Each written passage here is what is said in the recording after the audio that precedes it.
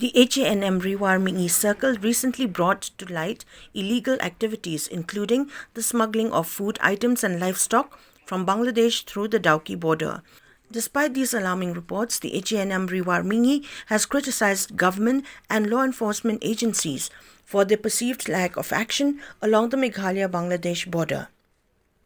President of the HANM Ri War Mihngi Circle, Shaibor Nongrum, has called upon authorities, particularly the SDO of the Civil Subdivision of Penursla, to enforce stringent measures against these illicit practices. The HANM warns that failure to address these concerns adequately may prompt them to consider alternative courses of action. SMUGGLING Ri War Mihngi Circle Lashim na kawing senjam manfaat dari jengto isaka SDU Civil Subdivision Penursla lingba kajing jelai palat kajing kai yaki marba mardi bat kentup yaki sidi yaki piat yaki ketuk ki dry fish kebanyo bat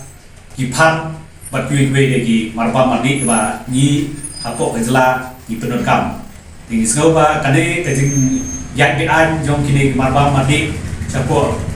di Bangladesh di ka surok Penursla Dawki kala wanra ya ka jing kiudor ya ki marba mardi hapo ka jelahi brokawai bat kala kta ru ya ki duk kisuk ya ki babala minsgi bam damit babun ha ni ka jelah ini sengoban peran jur ya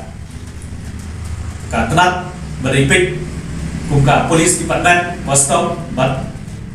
dui Nisgabon ba haba ni lashim ko kasenja ban mi chakmat ban pentip chiki polis henry ni lapon jaki ban pentip bagi dot kun kita kijing thai bean yakni ki marba mandi henry ki polis kila kentai mandor ba ka dei kila omru ba ka dei ka kam jong ki custom henry ni chuom tangani ba nakalia kaseng lada kali ilom hagani karukom nhưng bạn sẽ bạn mỹ chắc bắt bạn lệ là bạn nghe năng và cả đi với cái chân rêu cần yo mat sẽ xin